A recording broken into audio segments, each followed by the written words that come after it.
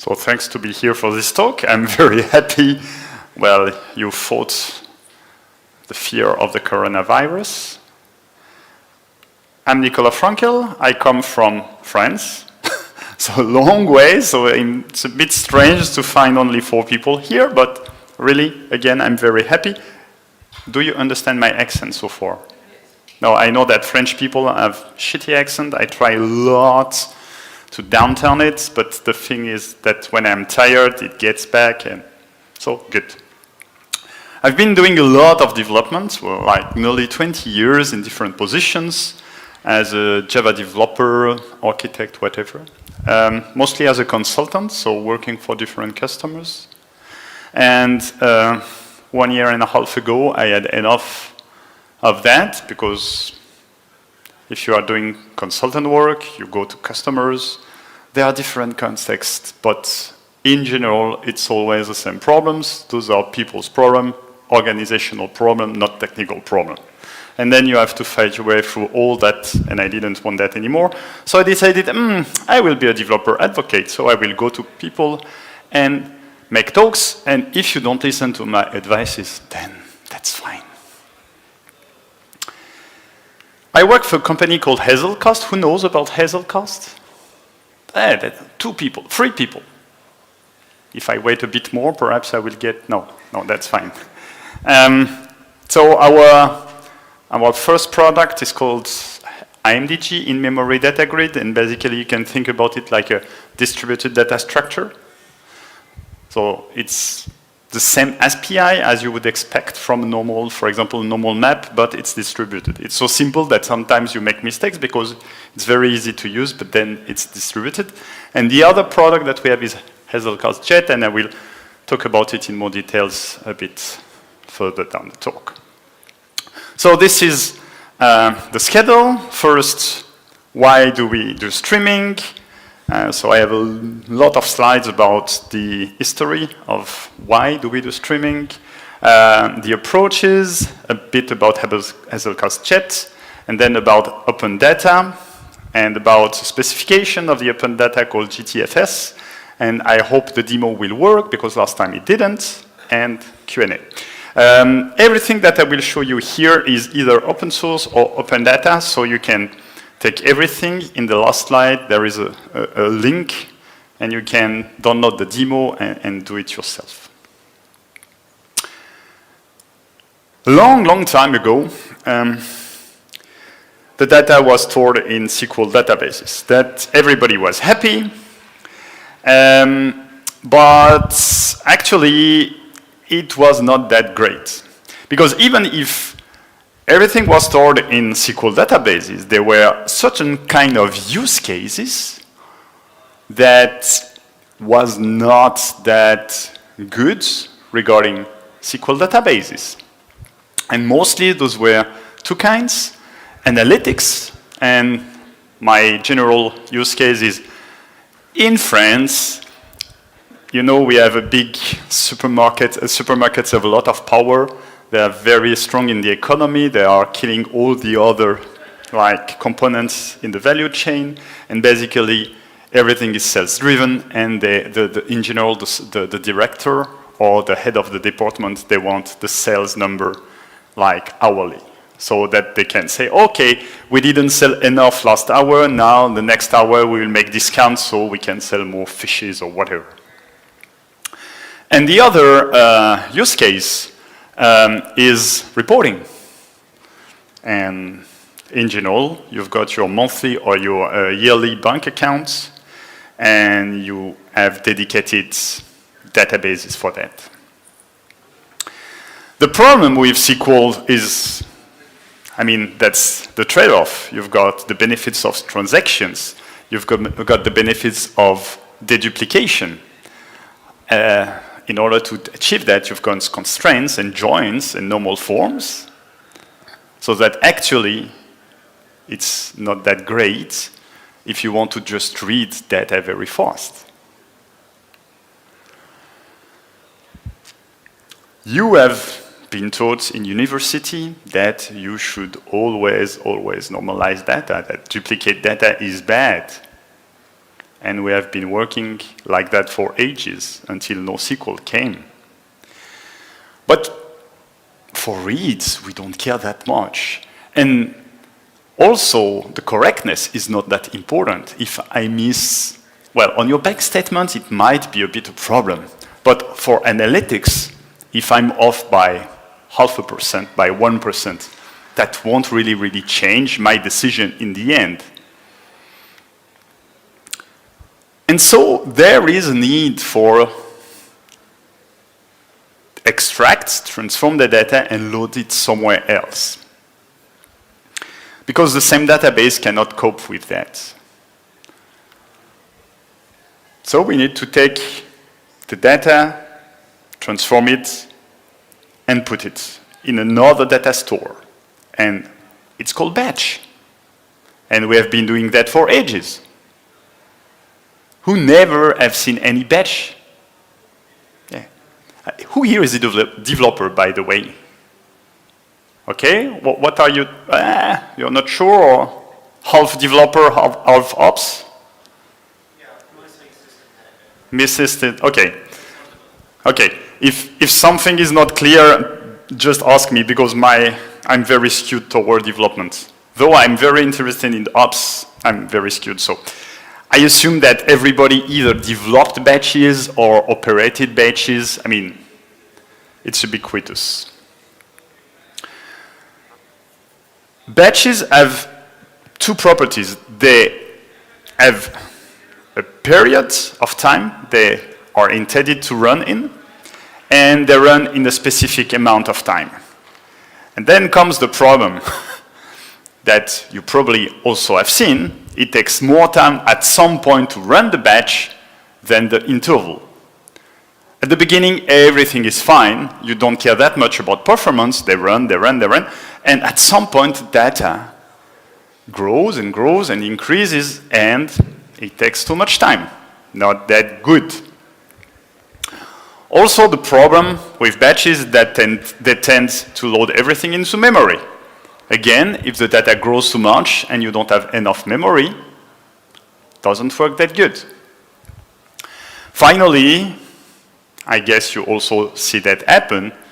If a batch fails during the execution, what do you do? To handle the fact that the data can grow, like 15 years ago, started the big data movement. So the big data movement is just as simple as saying, well, just as simple, but it's very complex in the end. But the abstraction is very simple. Just say, oh, let's distribute the batch on different nodes. Like in general, the usual traditional SQL database, they are not distributed. They mostly run on one node. And if you have good admins, then you have like one master node and slaves. If you have like failure, then failover occurs, then it elects a new leader. But the idea to run like, to do horizontal scaling was basically like very old, but very hard to achieve. And this big data movement and all its technology is exactly that. Let's distribute everything over several machines so that we can scale horizontally and we are just limited not by the physical world, but by the money we have because we cannot buy that many nodes. And I also mentioned the schema on read versus the schema on write. So this NoSQL say, oh, let's remove all the constraints, all the joins, let's like duplicate data if they need be, we don't care that much. Regarding the fact that it can fail midway, big data says, okay, every step along the way, we will store the stuff in a persistent file system. Or what you can do if you don't do big data, you can try to handle the data in chunks. And then you keep the cursor, say, oh, sorry, I failed during this last execution, the cursor was in this, so I need to redo from this point. But meanwhile, new data might have come in, and then it's another issue.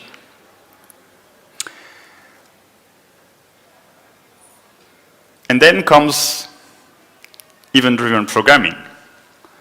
The old stuff that, again, you were taught at school regarding interacting with user interfaces. People decided, that's a cool idea. Why cannot we treat data like that? Like instead of handling clicks, then every time something happens, an event, then we have an observer that listens to that event being triggered, and we can react on that. And we can store all those events and replay them or aggregate them or do whatever we want with them. And if you think about that, the fact that events happen in order, in an immutable log, it's how databases themselves are built internally.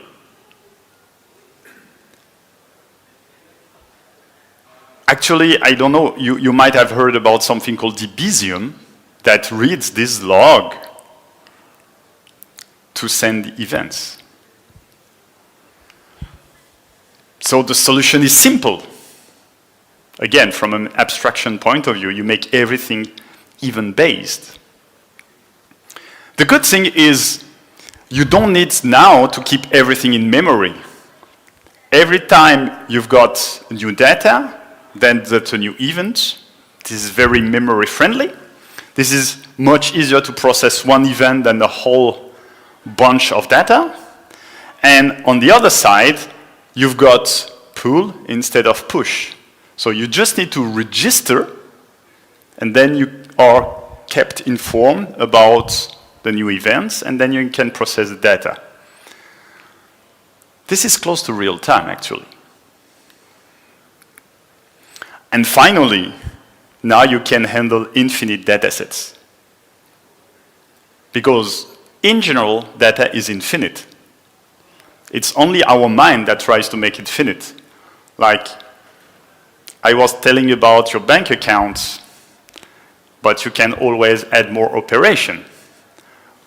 Of course, in 1 month it will be finite, but otherwise, until something bad happens to you, or you close your bank account, then you will always keep appending stuff. And streaming is just this way of looking at things. Streaming is a way at saying everything is an infinite stream of data. And then you can apply everything that you did in your batch to that stream. And that unlocks a lot of features. I mentioned the decision-making process regarding analytics, and the issue with that is that you need to wait until the end of the hour. So you cannot react before. So you need to wait 60 minutes before you understand that the numbers that you were given tells you, hey, you should do a discount. But if you already think that, after 40 minutes, there is a 95% chances that actually you should offer a discount on fishes, that's crazy to wait 20 more minutes. So the fact that you stream gives you perhaps less correct data, but good enough so that you can make your decision faster. What you can do also, and now it's going like super hype, you can take this stream of data and instead of doing like old batch process, you can apply some machine learning stuff on it. And for example, a video is just a stream of images. And finally, if you have been old enough in the development world, you might remember something called complex event processing. That's like the machine learning of old, that we were trying to define the rules by ourselves and not have some algorithm determine the rules for us. So if you are still having these complex event processing dreams, then you can do it now. Now, the events might be a stream, but in general, we still want to keep them somewhere on the disk. Right now, the leader is definitely Kafka. Who knows about Apache Kafka? Okay. I've heard multiple times the Apache Pulsar. That seems to be a strong competitor. I have no experience in Pulsar, so I cannot say whether it's better or not. But if you are interested, you should keep an eye on it. So Kafka is distributed, it's persistent, and it's like the old queues from old. The only difference is that you keep the messages there. And then you have consumers that can read the messages. And also, the huge difference is that the consumer itself keeps the offset of the last read record. So you can decide to read from an earlier offset or a later or whatever.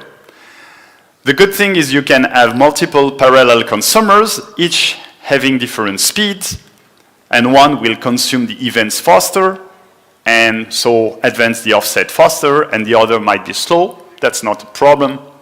Everything is possible. That's good with persistence. The downside of persistence is that you need to write on disk, and whether you like it or not, writing on disk is much, much slower than having everything in memory. And for example, about my examples before, about the analytics, I don't care that much about the aggregation of the sales in the last hour afterwards. What I want is I want the result as soon as possible and then discard it afterwards. So in that case, in-memory streaming makes a lot of sense. And you've got a lot of them. Flink, you can have like cloud-based one.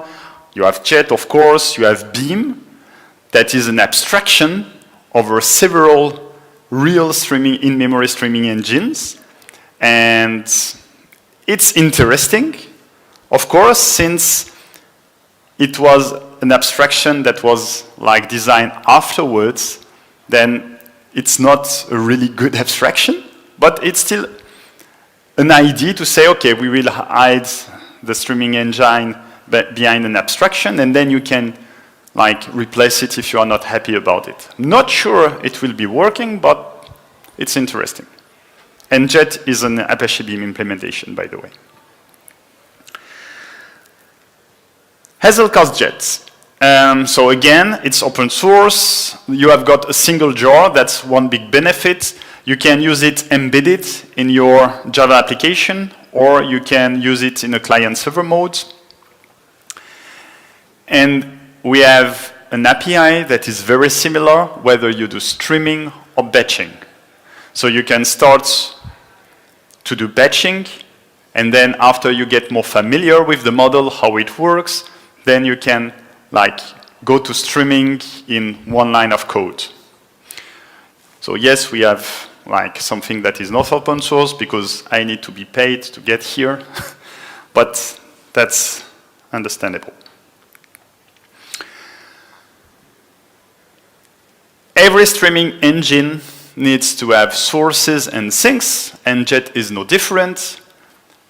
So if you want to compare by yourself, so I'm not trying to sell you Jet, but I hope you will make some comparison by yourself.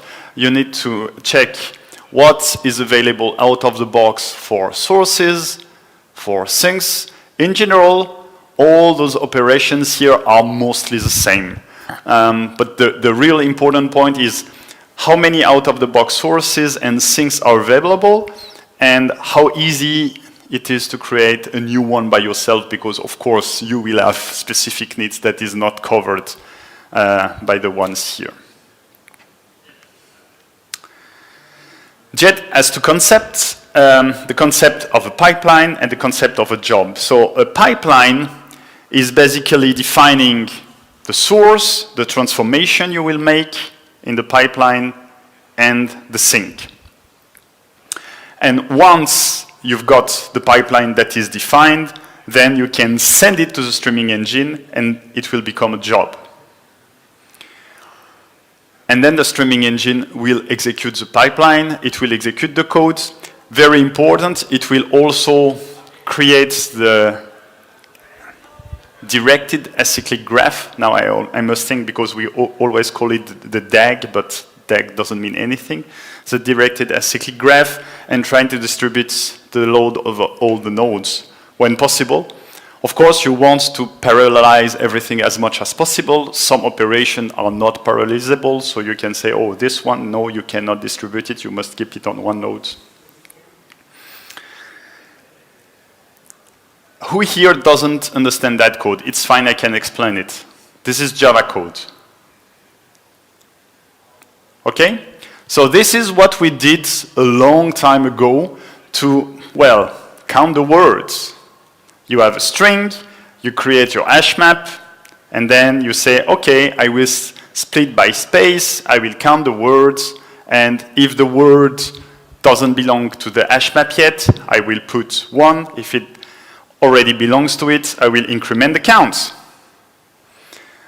The problem with that piece of code is you are focused on the how. And in general, today, we are more focused on the what. Because we want our libraries, we want our abstractions to do that and to optimize it. We are very bad at optimization in general. I mean, I'm very bad at optimization. So it's better to have an API that describes the what, and the implementation does it in a certain way.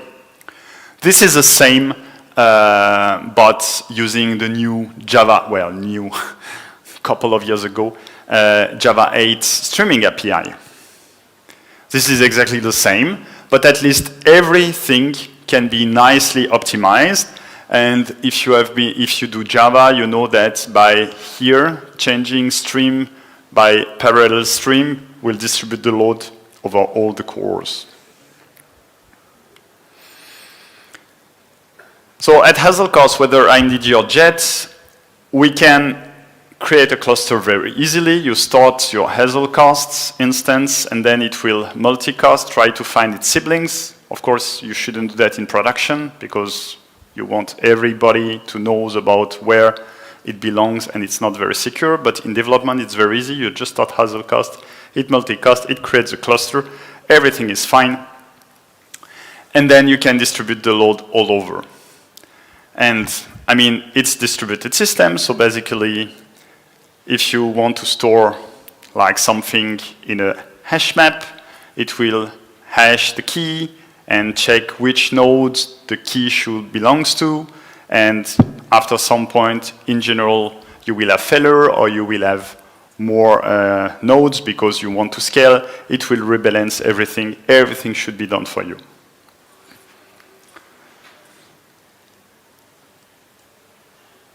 You might notice that this is Jet API. This is very, very similar to what we did with Java 8. This is very functional. You are focused on the what, not on the how. So here you will say, hey, I will read from this hash map of book lines, and then for every line, I will split the line into words, and the words now are the elements, and if a word is empty, then I remove it, then I group by word, then I count by word, and I put it in IMDG again. So very, very similar. This is how you can think about it. Data is distributed, so it will be read from multiple nodes, and in each node you might have multiple threads. You map, you filter, you aggregate, you combine, and then it gets back here. Again, here, it's very easy because this is an algorithm that can be distributed. Again, some algorithm cannot be distributed. You must be aware of that, and then you must say, oh, this, for example, this operation, it should not be parallelized. And now comes open data, because the talk was called Streaming and Open Data. So Open data, I believe, is very important because we focus for a long time on the software itself, on the process itself of the data, but data for a long, long time was very private. And even now, it's very hard to get access to some of it. But this has started to become more and more ingrained in people. And actually, I don't know about the US, because I come from Europe, but in France, the French government has an initiative on open data, the Swiss government has an initiative on open data, the European Union has an initiative on open data. So they are all very focused on open data, because they believe that if you give the data to the people, some people will be smart enough to do something useful with it. But it's not easy. Problem number one, access. Is it a web service, or because it's an administration that knows nothing about computer software, they just give you a link to the file? In general, it's a link to the file. Not great, but okay. Second, format. In general, open data means open format. But sometimes, open data means Microsoft Word. Not great. And even if it's an open or not so close format, it's not super cool to try to scrape data out of a PDF, believe me. And third problem, the standard.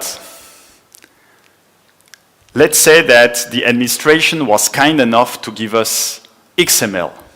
Great. Do you really think they gave you a grammar? And even if they did, probably it's not the same grammar that they used in Switzerland and in France. Or perhaps you know that Switzerland is also a federal state, so perhaps two cantons give the same data in different formats, even if it's XML. So we probably need some standard that is ubiquitous. But you probably know these XKCD comics that if you've got 14 standards and somebody say, oh, I will create one standard to unite them all, in the end you will get 15 standards. And finally, the fun part, and I can show it to you in the demo, is yes, those are hours of the day. Who can tell me what time it is? You know, I'm not a data scientist, but I read sometimes some articles, and I see a lot of them telling, oh yeah, most of the part, like 80% of our job is to curate the data, because the data that we got is really awful. They are not joking. That's true. So once you overcome all those challenges, you might get something. And I became interested in this GTFS. So it's a specification made by Google. Not that great, but it's an open specification for transit information. And interestingly enough, the site itself is Creative Commons, and the code snippets inside are Apache license, so you can use them. And they define two things. They define the static model, and so I won't read it, but I mean, you can define the stops, you can define the routes, the trips, blah, blah, blah, everything. You've got a lot of them. And you've got the dynamic model. Cheers. Again, I won't read everything, but it's just to show you that it might be a bit complex. And now I want to use that to display all the Swiss public transportation. Great stuff, it's open data. Even better, it's GTFS. So I downloaded the file, and now I can call a REST endpoint and get the dynamic data. And when I call the dynamic data, I don't have the whole data model. So before, yeah, the screen is a bit bit small, but I had this vehicle position here. Great, cool. Now I use this and I don't have the vehicle position anymore. And that's where data streaming comes in. So here, what I get is what they call a trip update. And a trip update is a collection of stop time updates. And basically, they tell me, you know, regarding the timetable that was planned, the 5th stop we will be 60 seconds late. So I need to think, okay, so basically, this stop normally is located at this position, and they will be there at this time. I have the previous position, I do the same, and now I can interpolate between the two. And that's what I'm doing. So the source is a web service, and I split every call. The trip gives me like a huge JSON, and I split it into like different trip updates, and I enrich it with the trip data that I loaded previously, then with the stop times data. I got the hours into the timestamp because my front-end developer wanted to use timestamps, and then I get the location data and I put it in the hash map, like distributed hash map. And this is the architecture. I have the streaming engine. This box is a streaming engine. The first thing that I do is I load all the reference data that I previously downloaded. So I send the job to Jet that will read the files and store everything into my EMDG. And once this is done, and it takes a bit of time because the files are quite huge, so I already did it on my machine, then I can send the dynamic data loader. And this is a job that will call the REST endpoint at regular intervals and do the processing that I've shown you in the slide before, store everything in a different table in IMDG, and I have my web app that registers changes. So every time there is a change by this job, then I am aware of that and I can react to it. And then I can send it to a WebSocket. And again, on the front end, I register to this WebSocket, so every time there is a change, then the WebSocket endpoint, the front end, the JavaScript can react to it. And it's time for a demo, so just that we are on the same page, the last time I did this demo, it was a failure, a huge failure. So just to manage the expectations, the good thing is since that time I learned about it, so I did a movie. So even if it doesn't work, now I can show you the movie and not look like an idiot in front of you. Like, because if you cross the Atlantic to look like an idiot, it's not that great. Is it big enough?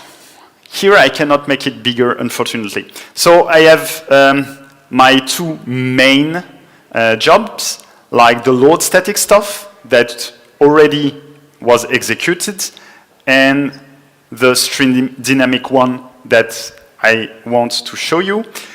Before, perhaps I can use Postman just to call the web service once and see the JSON payload that it returns.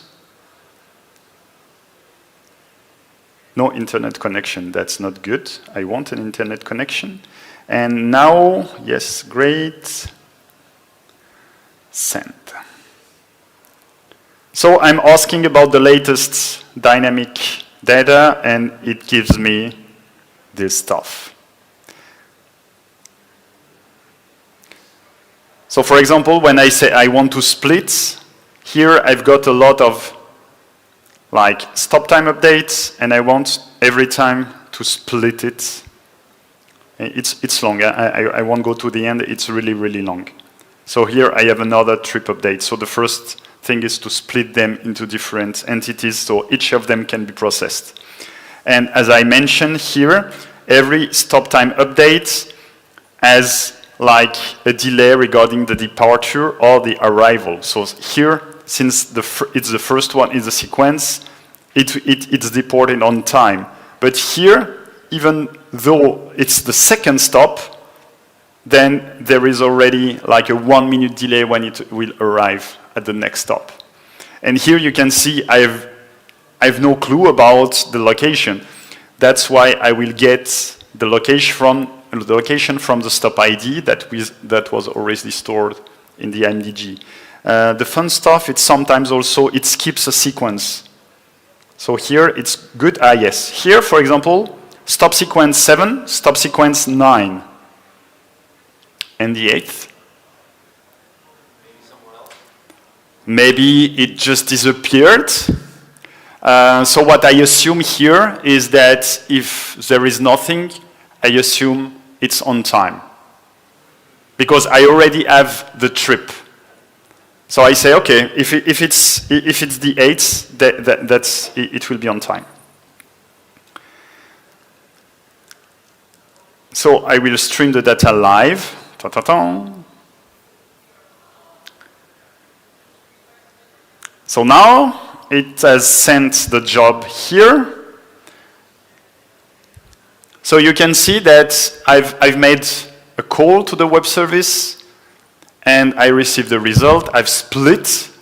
I've handled all the process and every time I output, so to be sure that something is working. Now I will run the application.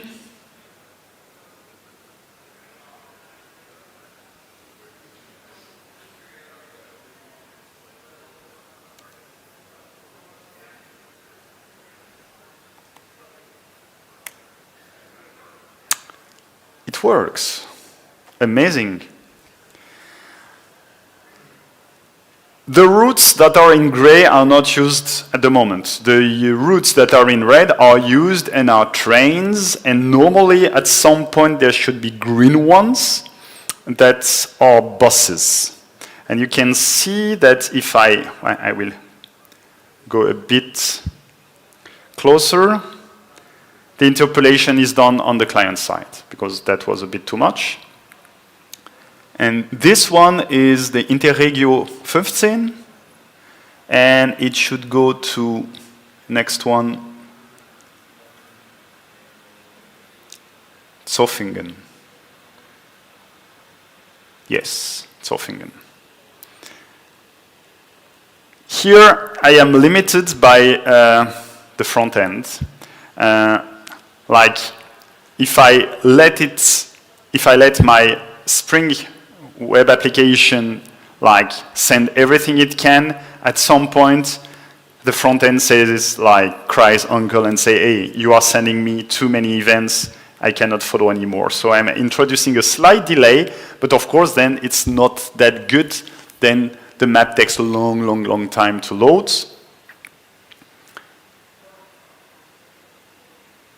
So after some time, you can have something like this. I will show the video because now you've got everything here. Okay. So here, I've let it run for a long time, and you can see you have green lines, you have red lines, you can see the name of the stations that I've shown you, you can see the name of the transport itself, and you can see it like slightly moving.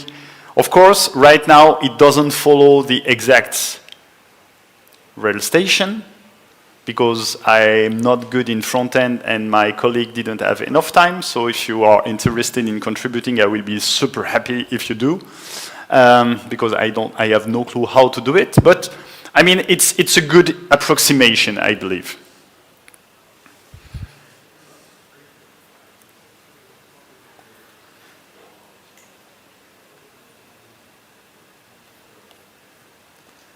So let's get back to the presentation.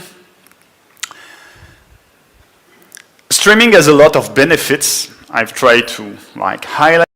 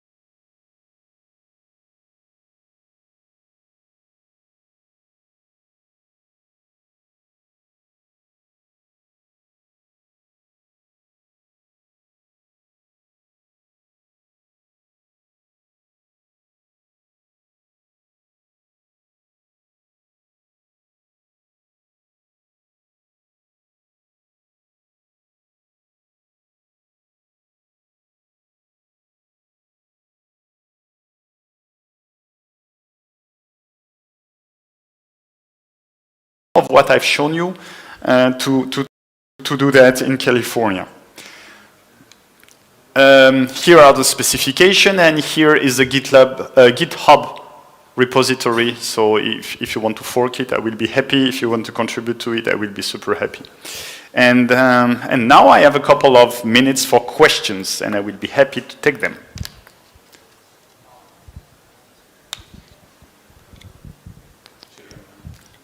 Have you ever reached out to the providers of the data to see if you could answer the question as to why that one stop was missed?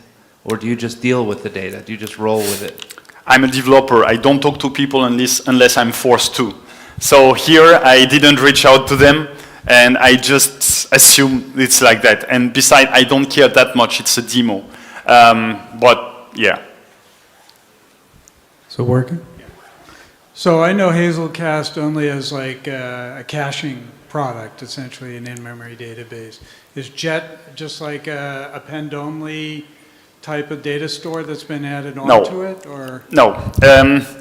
So first, just we offer an in-memory data grid that most people know that they use for caching, but we have a lot of other use cases. I will probably need to write a blog post about that. We don't only have an IBAP, you can have queues, you can have locks, you have atomic longs, you have a lot of stuff. Okay? Now, about your question of Jet, it leverages the in-memory data grid, but it still runs in memory. So there's no, storage component to it? Or? There is no storage. Nothing prevents you from having to write, in the end, your sync to Kafka, or your source is Kafka. The point of Jet is to do like stream processing very, very fast. As soon as you go on disk, you can keep the data, that's great, but you are much, much slower. So it depends on your use case. One of the where we are really, really very good is in fraud detection, for example. We have a lot of financial institutions using Hazelcast Jet for fraud detection, because you don't really want to keep the result in the end. What you want is to have very, very fast result, so when the customer gets the result very fast. Processing. Yes, stream processing, yeah. No, I'm processing. You're processing. I can stay a couple of minutes afterwards, though I have a flight, and if you, once you have processed everything, if you have more questions, I will be happy to answer. I actually work in fraud detection, and I would argue that we absolutely keep all of the data so that we can use it later for retraining models. Okay, yeah. Then that's also a very valid use case, but then it's a trade-off. I had a question about idempotence. Are you enforcing that? Is that a thing that's handled, or is it something you just have to know and do that? No, we have at least one semantics. So basically, if you send the same data twice, it's up to you to define a unique ID and to say, I already processed it. Or you don't care. Got Again. it. Use case. Yeah, use cases. But we try to be as simple as possible because we want to be fast. And if you want to be exactly once, it's a lot of work and complexity. Indeed. Are you familiar with the German transport company Flixtrain and Flixbus? Nee, bin ich nicht.